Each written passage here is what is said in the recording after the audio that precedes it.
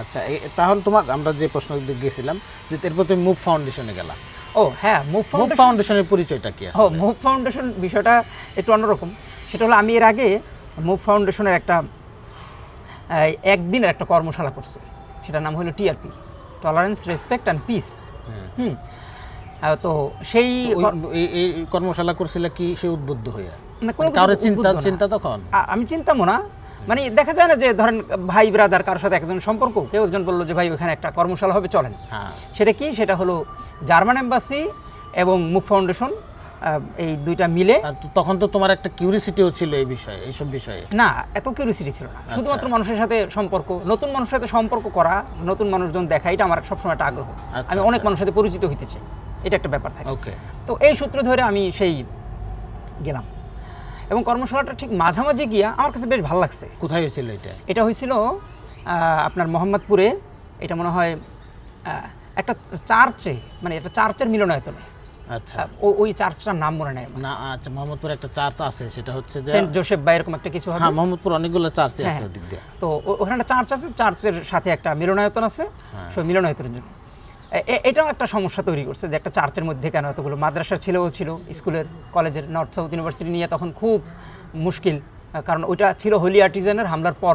আচ্ছা আচ্ছা। তো তখন তো নর্থ সাউথের উপরে সবাই খুব খাপ্পা বা খুব আলোচনার কেন্দ্রে কয়েকটা ছেলে ওইটার সাথে ইনভলভ ছিল বলে একটা অভিযোগ পাওয়া গেছে। তো আবার স্কুলের ছিল, অনেক মেয়েরাও ছিল। আবার চার্চে নেওয়ার একটা ব্যাপার ছিল যে মাদ্রাসার ছেলেরা চার্চে গেলে কিন্তু চার্চওয়ালারা বরং আরও উল্টা, তারা আপত্তি জানাইছে যে হুজুররা এখানে কেন আসবে, যদিও এটা মিলনায়তন। আচ্ছা, কিন্তু যারা হুজুর গেছে তাদের খুব একটা আপত্তি হয় নাই?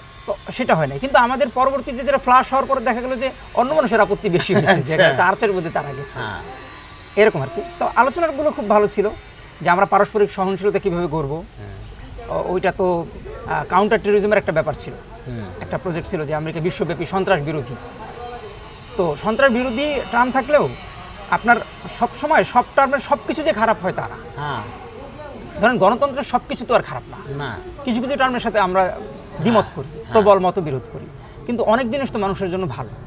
আমার ব্যাপারটা ছিল যে আমি ওটা একটু শিখি, দেখি আসলে ঘটনাগুলো কী ঘটছে।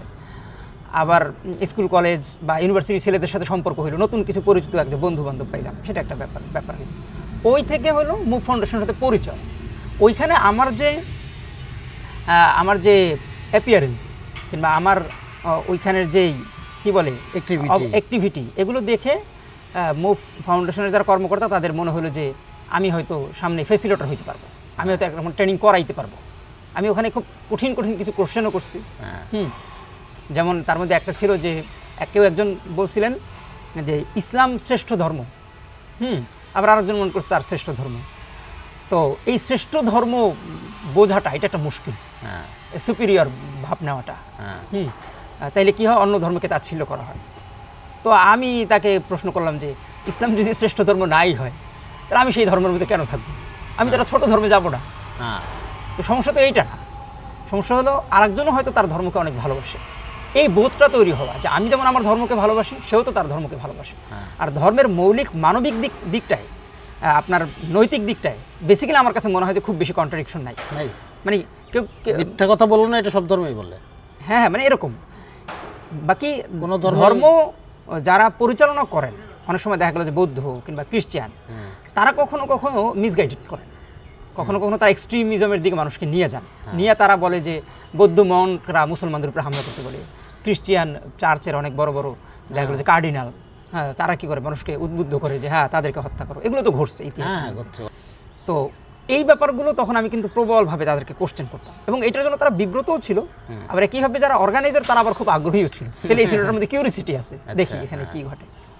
পরবর্তীতে আমি আইএলও, ওই যে কী বলে ইউএনের আইএলও প্রজেক্ট, তারা এবং আপনার একই সাথে ব্র্যাক ইউনিভার্সিটি তাদের সিপিজে এবং এই মুভ ফাউন্ডেশন এরা, এবং এছাড়াও ছিল কাউন্সিল অফ মাইনরিটিস, বিহারিদের নিয়ে যারা কাজ করে, এদের সম্মিলিতভাবে এরা একটা প্যারালিগালিজম নামে একটা আবাসিক ট্রেনিং করছেন।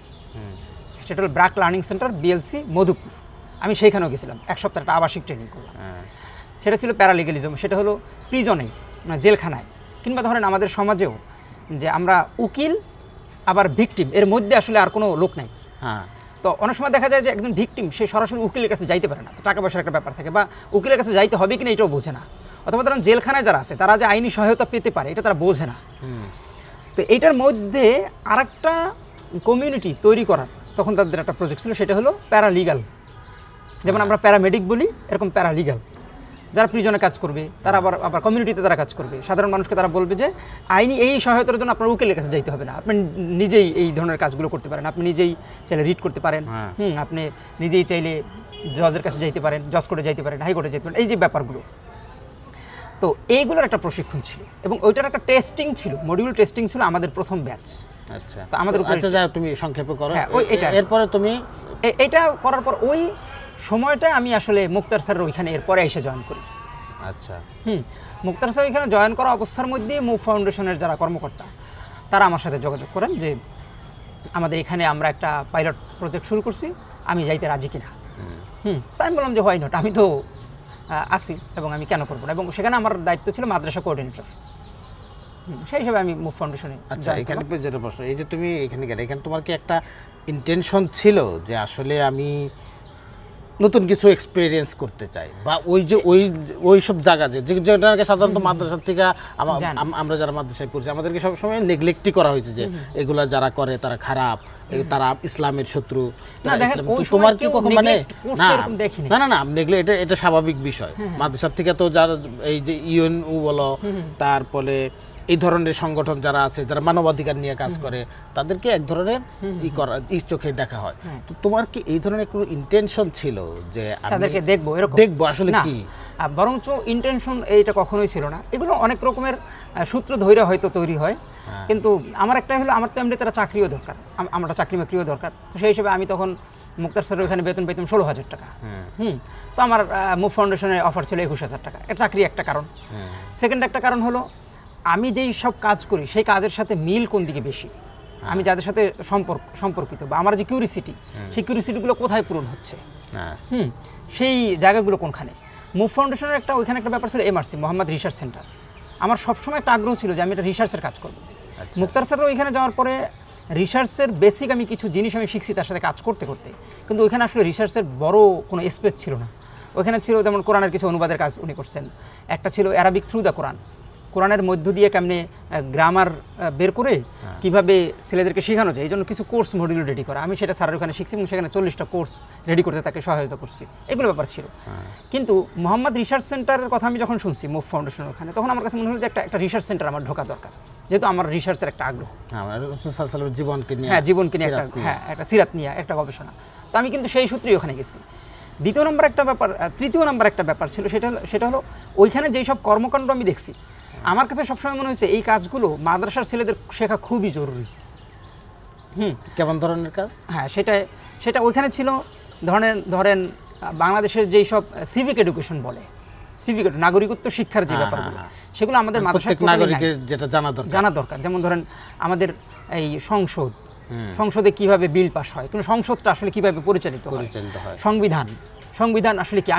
আমি ব্যক্তিগতভাবে নিজেই জানি না সংবিধানের মধ্যে কয়টা ধারা আছে, সংবিধান কিভাবে অ্যাপ্লাইড হয়, সংবিধান কিভাবে সংশোধন হয়, সংবিধান কিভাবে লঙ্ঘন হয়, কিংবা আসলে সংবিধানটাই বেসিক্যালি কি, কিভাবে রচনা হইল, এই যে একটা ব্যাপার, বা রাষ্ট্র একটা ধারণা, একটা রাষ্ট্র কি, দেশ কি, এই যে ব্যাপারগুলো।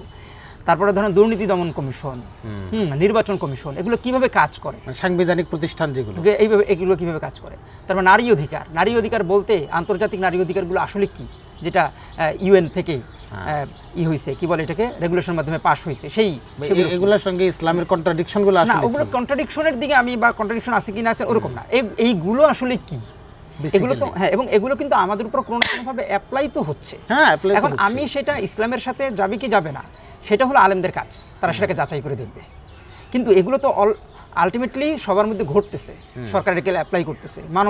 মানবাধিকারের আন্তর্জাতিক নীতিমালাগুলো কি, তারপরে এই আপনার পুলিশের যে কার্যক্রম, কিংবা ধরেন কি বলে এটাকে, আমাদের পুলিশের তদন্ত কার্যক্রম কিভাবে হয়, কিংবা তল্লাশি কার্যক্রম কিভাবে, গ্রেফতারি কার্যক্রম কিভাবে হয়, কিংবা আপনার ইন্টারোগেশন কিভাবে হয়, জিজ্ঞাসাবাদ কিভাবে হয়, সন্ত্রাসবাদ বা এই ব্যাপারগুলো কিভাবে ঘটে। আমি শুধু এগুলো দেখে আমার প্রবল কিউরিসিটি তৈরি হয়েছে যে এগুলো তো আমাদের মাদ্রাসায় তো নাই, মেবি স্কুলেও আছে কিনা, এগুলোর সবচেয়ে বড় ভুক্তভোগী তো আমরা। এবং আমি প্রতি মুহূর্তে আমাদের মাদ্রাসা তখন তো ব্যাপক গ্রেপ্তার হইতেছে, আপনি জানেন হলিউডের হামলার পরে যেটা হয়েছে, মাদ্রাসার উপরে জঙ্গিবাদের একটা নতুন করে আবার অভিযোগ তৈরি হয়েছে। তো আমার কাছে মনে হলো যে এগুলো তো খুব জানা দরকার। ইভেন আমি এটা বলি যে আমি তো অনেকগুলো মাদ্রাসায়, মানে আমি মুভ ফাউন্ডেশন সম্পর্কে 13 মাস ছিলাম, এর মধ্যে আমি 41 বা 42টা প্রোগ্রাম করছি। তো অনেকগুলো বাংলাদেশের বড় বড় মাদ্রাসা, বরিশালের অনেক বড় একটা মাদ্রাসা, ফেনীর একটা বড় মাদ্রাসা, ঢাকার বড় মাদ্রাসা, নাম করা বিখ্যাত মাদ্রাসাগুলোর মধ্যে আমরা এই প্রোগ্রাম করছি। এবং আমি প্রোগ্রাম করতে গিয়ে শিক্ষার্থীদেরকে এই কথা বলতাম যে ভাই এগুলোর সাথে ইসলামের কন্ট্রাডিকশন কি, ওইটা জাজ করার দায় দায়িত্ব আপনাদের, কিন্তু বাংলাদেশে ঘটে কি এটা শুধু আমি আপনাদেরকে বলবো। তখন আপনারা নিজেরা জাজও করতে পারবেন। আরেকটা হলো এগুলো চেঞ্জ করা দরকার কিনা, চেঞ্জ করতে হলে আমাদের কোন ধরনের ক্ষমতা লাগবে, আমাদের সংসদে যাইতে হবে, কিংবা সরকারের কোনখানে ইনফ্লুয়েন্স হইলে আমরা এগুলোকে পরিবর্তন করতে হবে, সেগুলো আপনারা বুঝবেন। কিন্তু এগুলো আপনি বোঝেন আর না বোঝেন, এগুলো আপনার উপরে অ্যাপ্লাই হবে। এখন আপনাকে ইন্টারোগেশনের মধ্যে বলা আছে কি যে আপনাকে একটা স্বচ্ছ কাচের ঘরের মধ্যে আপনাকে জিজ্ঞাসাবাদ করতে হবে। এখন আসলে জিজ্ঞাসাবাদটা হয় না, হয় এমন জায়গায় সেখানে পিটানো হয়, আমরা জানি সেখানে কখনো কখনো তাকে তার হাঁটু ভেঙে ফেলা হয়, এগুলো তো করা হয়। আপনার উপরে অ্যাপ্লাই তো সেটা হচ্ছে। আর আপনি বলবেন এটা ইসলামের সাথে ভাই আছে কিনা আছে, ভাই আপনাকে হাঁটু তো ভেঙে ফেলা হচ্ছে। আপনি যদি জানেন তাহলে কি করতে পারবেন, আপনি আপনার আইনজীবীর মাধ্যমে এগুলোকে আপনি আপিল করতে পারবেন, বা সরকারের কাছে আপনি আপত্তি জানাইতে পারবেন, অভিযোগ করতে পারবেন যে আমাকে স্বচ্ছ কাচের ঘরে রাখা হয় নাই, এটা আইনে আছে, সুতরাং আইন লঙ্ঘন হয়েছে। আপনাকে যখন তল্লাশি চালানো হয়েছে তখন নিয়ম কি যে সাক্ষী থাকবে। আগে পুলিশ কি করবে, তার নিজের পকেট এগুলো সে উদাম করে সে দেখাবে যে তার পকেটে কিছু নাই। এখন আপনার মধ্যে একটা ইয়াবা ঢুকাই দিল, দিয়ে আপনাকে নিয়ে যাচ্ছে, আপনি তো আগে চেক করেন, আপনি তো জানেনই না যে পুলিশকে আগে না পুলিশকে আগে আপনাকে বলা যায় যে আপনি চেক করে আগে দেখেন। কিংবা ধরেন পুলিশের কাছে আপনি সার্চ ওয়ারেন্ট চাইবেন যে ওয়ারেন্ট আছে কিনা, ওয়ারেন্ট না থাকলে সে কখন জিজ্ঞাসাবাদ করতে পারবে।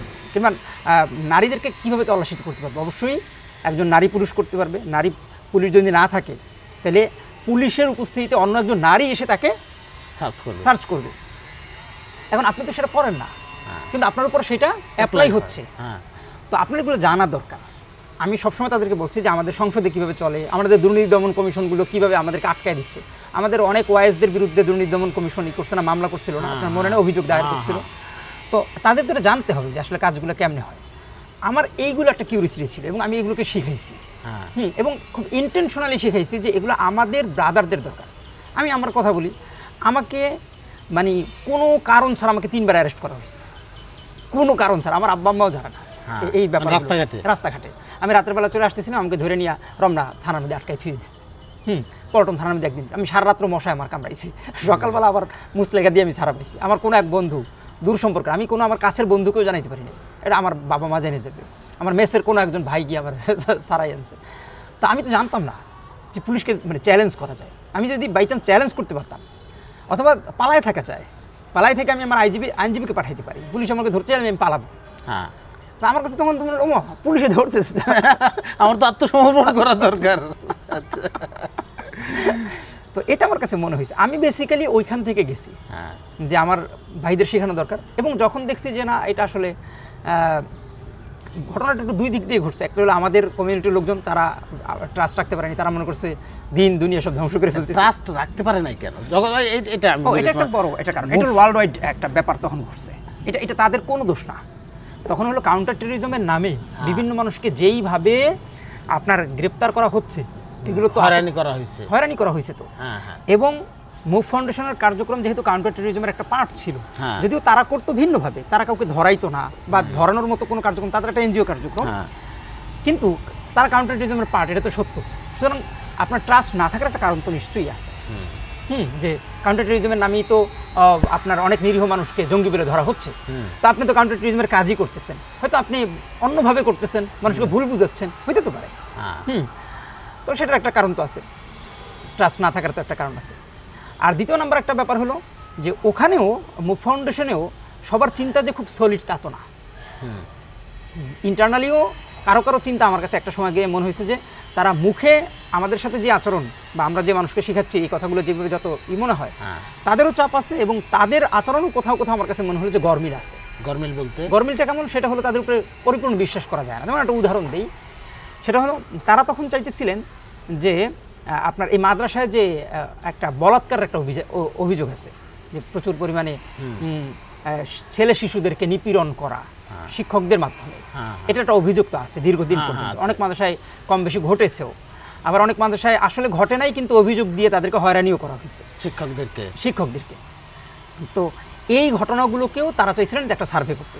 এর আগে একটা সার্ভে করা হয়েছিল যে মাদ্রাসায় এবং স্কুলে কলেজে কি পরিমাণে আপনার এই জঙ্গি বা উগ্রবাদী আচার আচরণ আছে, সেটা কন্টেন্টের মাধ্যমে হইতে পারে, সোশ্যাল মিডিয়ার তার পোস্টের মধ্য দিয়ে হইতে পারে। বিশেষ করে সোশ্যাল মিডিয়ায় কোন শ্রেণীর মানুষরা কি পরিমাণে উগ্রবাদী কন্টেন্ট সাপ্লাই দেয়, পোস্ট করে, এটা নিয়ে আমরা একটা সার্ভে করছিলাম। সেখানে দেখা গেলো যে কওমি মাদ্রাসার ছেলেদের অবস্থা একেবারেই সর্বনিম্ন, মানে 0.1% বলা যায়। আচ্ছা, এরকম। পরে তারা একটা সার্ভের এই চিন্তাটা করলেন যে মাদ্রাসায় কী পরিমাণে এরকম আসলে যৌন হয়রানি হয়, বলাৎকার হয়, এটা নিয়ে তারা একটা সার্ভে করবেন। তো এইটা নিয়ে আমার একটা দ্বিমত ছিল, প্রবল দ্বিমত। আমি বলছি যে এটা এইভাবে না, আমরা বাইরে থেকে করলে একটা হলো আমাদের বিশ্বস্ততার একটা অভাব আছে, আবার তারা মনে করতে পারে এটা একটা ষড়যন্ত্র। আমরা এটাকে পারি মাদ্রাসা কমিউনিটির লোকজন, মাদ্রাসার বোর্ড কর্তৃপক্ষ, তাদেরকে সাথে নিয়ে করা উচিত। এবং আগে আমাদের বোঝা উচিত যে এটা আসলে সমস্যাগুলো কি। এটা কোনো পরিবেশের কারণে হইতে পারে, অথবা আমরা যদি একটু কম্পারেটিভলি হিসাব করি যে এটা আবাসিক সমস্যার কারণে কিনা। আবাসিক সমস্যার কারণে অনেক সময় দেখা গেলো যে অনেক রেসিডেন্সিয়াল স্কুলের মধ্যেও হয়, অনেক আবাসিক স্কুলে হয়, কিংবা আবাসিক কলেজের মধ্যে হইতে পারে। আবাসিক যত ইনস্টিটিউশন আছে সেখানে একসাথে থাকলে এরকম কিছু ঘটনা ঘটতে পারে। ফলে হলো গিয়ে কম্পারেটিভলি আমাদের আগে চিন্তা করা দরকার যে আমরা কেন মাদ্রাসার উপরে আমরা ফোকাস দেব। এইটা একটা আমার আপত্তি ছিল এবং আমি ওইটাকে একটা প্রতিবাদ করছি, কিন্তু তারা ওটা আসলে মানতে রাজি ছিলেন না। তাদের ছিল যে না, তারা এরকম একটা আমরা এইভাবেই করব, এইভাবেই তারা করবেন। এবং যেহেতু আমি মাদ্রাসা কোঅর্ডিনেটর, আমি এবং এইটার কাজগুলো আমি করি, ফলে দেখা গেলো যে যাদেরকে এখানে রিসার্চের জন্য কাজে আনা হচ্ছে তারা আমার অধীনেই তারা কাজ করবে, আমারই তাদেরকে ডিরেকশন দিতে হবে। আর মাদ্রাসার সাথে সম্পৃক্ততা কোনো না কোনোভাবে আমারই সবচেয়ে বেশি, আমার বেফাকার সাথে সম্পর্ক। আমি বিভিন্ন মাদ্রাসার কর্তৃপক্ষ, আমাদের যদিও সোশ্যাল মিডিয়ার কারণে আমাদের বন্ধুরা এক শ্রেণী যদিও প্রবল পরিমাণে আমার বিরুদ্ধে নানান সমালোচনা করছেন, কিন্তু আমি জানি যে অজস্র মাদ্রাসা শিক্ষক আমার উপর যথেষ্ট তারা বিশ্বাস রাখতেন, কারণ আমার নেটওয়ার্ক বেশ বড় ছিল এবং অনেকেই আমার সাথে নিয়মিত সম্পর্ক রাখতেন। এবং আরেকটা কমিউনিটি ছিল, তারা নিয়মিত আমাকে তথ্য তারা যোগান দিতেন যেন কাজগুলো সুচারুভাবে হয়। তারা জানতেন সমস্যাগুলো কী এবং আমাদের ছেলেদের শেখানো দরকার। নইলে তো বরিশালের একটা মাদ্রাসা আমাকে দাওয়াত করে নেয় না, আমাকে ফেনীর একটা মাদ্রাসা তারা তো আমাকে দাওয়াত করে নেয় না শেখানোর জন্য, ঠিক না? তো পরে ওই ঘটনার পরে কী হইলো? তো ওই ঘটনার পরে যেটা হলো যে ওনারাও দেখলাম যে হয় না, আবার আমিও চিন্তা করলাম যে আমি কেন শুধু শুধু কাজা লাগাচ্ছি, আমি তো বুঝাইতে পারতেছি না আমার কমিউনিটিকে যে আমি তোমাদের ভালোর জন্য কিছু করতেছি। পরে আমি আমার মুরব্বী যারা আছেন, বিশেষ করে বেফাকের তখন মহাপরিচালক ছিলেন জুবায়ের আহমেদ চৌধুরী, ওনার কাছে গেলাম। এবং আমার এছাড়াও আমার শিক্ষকদের কাছে, মাদারীনগরের আমাদের শিক্ষক, তাদের কাছে গেলাম।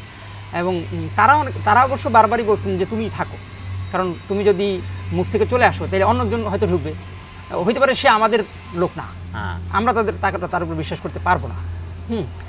তো তার থেকে পরবর্তী তারা বললেন যে ঠিক আছে, তুমি যদি একেবারে থাকতেই চাও না তাহলে চলে আসো। আরেকটা হলো ওই একই টাইমে আমার একটা আবার রকমারি থেকে আমার একটা চাকরির প্রপোজালও ছিল।